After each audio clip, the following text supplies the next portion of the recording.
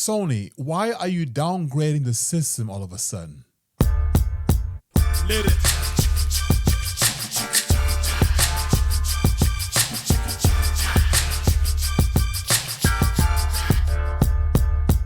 According to new PlayStation 5 model is released soon, and it's a major downgrade. It's a major downgrade. A new PlayStation 5 model has been released online rather than offering improvements. However, it appears that the major downgrade from the previous editions. According to reports, Sony's new PS5 SKU will be coming to Europe and Japan, but worse specs. Sony to release downgraded PS5 console. According to September 3rd report by Billy B. Kuhn, and a new PS5 digital console will be launching soon in Europe and Japan. The catch, the new PlayStation 5 will have a reduced storage space. So basically from 1 terabyte down to 825 or 875, let me see. 825 gigabyte. So is this a big problem? You know what? Honestly, it depends upon what kind of games you play. If you play a whole bunch of indie games that require very little space, then you can get by with this. But I personally, I'm not a big fan of that. I am not a big fan of PlayStation downgrading their system. I mean, I know that everybody's trying to save money, the inflation, the tariffs, all that kind of bull crap. But honestly, I think that this is an insult. You know, I mean, what are you guys are doing? You know, I know that you guys are a big company. You're making money with your software, okay? You're making money with your games. You don't need to downgrade the hardware to make money. I don't think you really make any money anywhere by bringing it down by like 100 gigabyte. I mean, what the hell is that? I mean, I go to the store and I buy a storage card, and if I buy a storage card that is one terabyte versus 800 gigabyte, for example, the difference of money is like so minimum. You know, what kind of money are you really saving, Sony? You know what?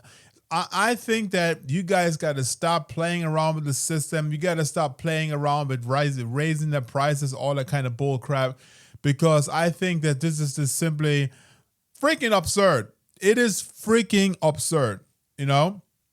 And people are going to catch up. The people are going to catch on to that, okay? They're not dumb. They're not stupid, okay? They're going to catch on to that, and they're going to, you know, one day going to completely boycott you. You know, they're not going to be supporting you. They're not going to be, you know, putting any money into the system. They're just going to wait. And, you know, this is one thing that I've always been thinking about. And I've been thinking about this for quite a while now. You know, that the PlayStation 5 is nothing but an upgraded PlayStation 4. And it's nothing but a pre-launch for the PlayStation 6.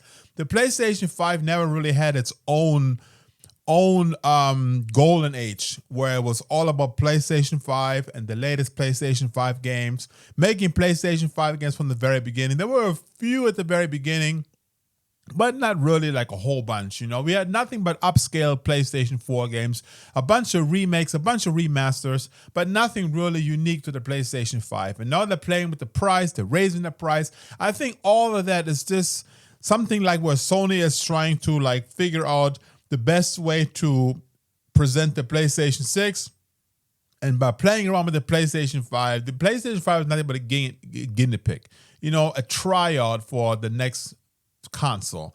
And honestly, I personally believe that the PlayStation 6 is not going to be significantly better than the PlayStation 5 anyway, you know, because we are coming to the age, to the time where, you know, the hardware power versus the price and the how much money they can spend.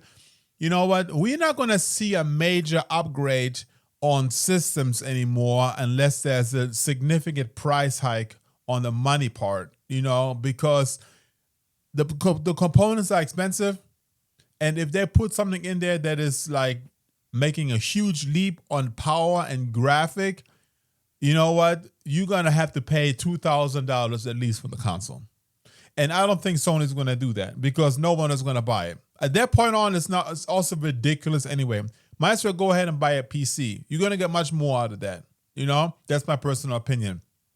So we're going to see smaller increments on quality and power, but it's not a huge thing. So even when the PlayStation 6 comes out, I'm not going to be like going on first, get the system right away.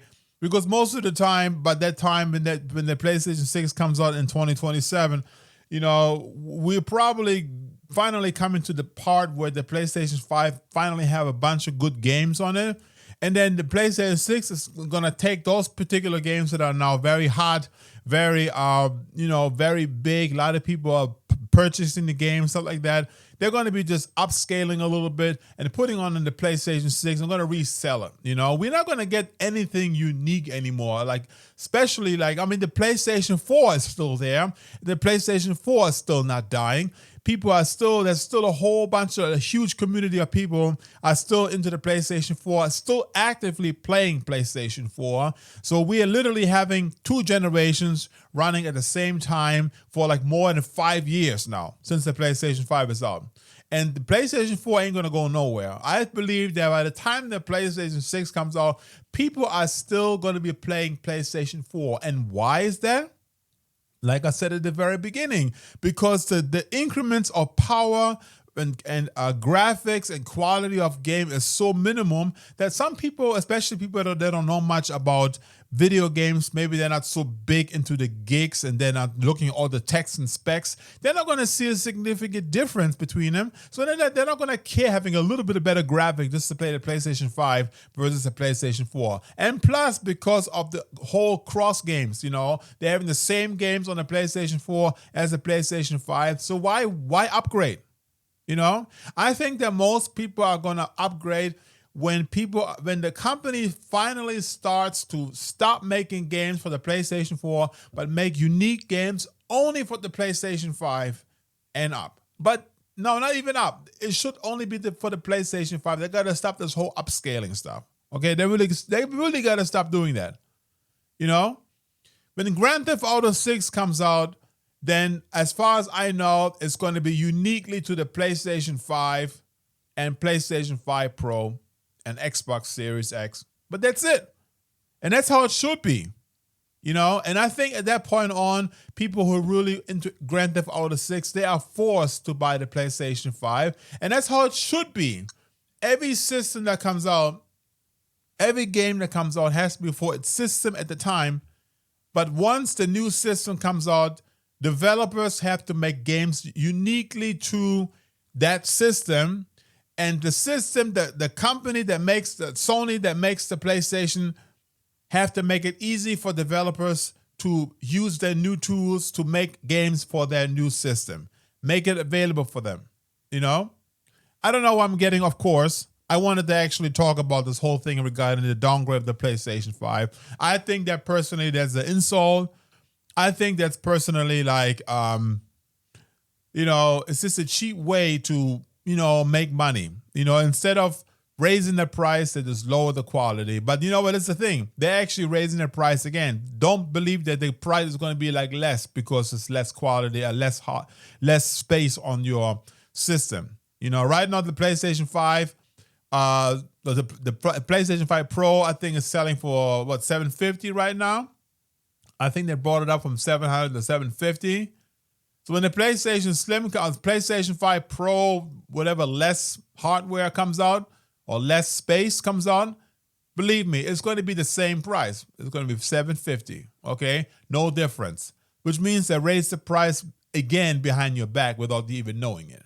So basically you're paying $800 for the PlayStation 5 Pro instead of $750. Okay, so don't get fooled by that, guys. I personally think it's an insult, and I would not support it.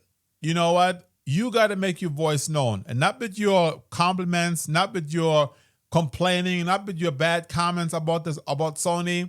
You should make your voice known with your wallets, okay? And don't purchase it. Don't purchase it. That's my personal opinion.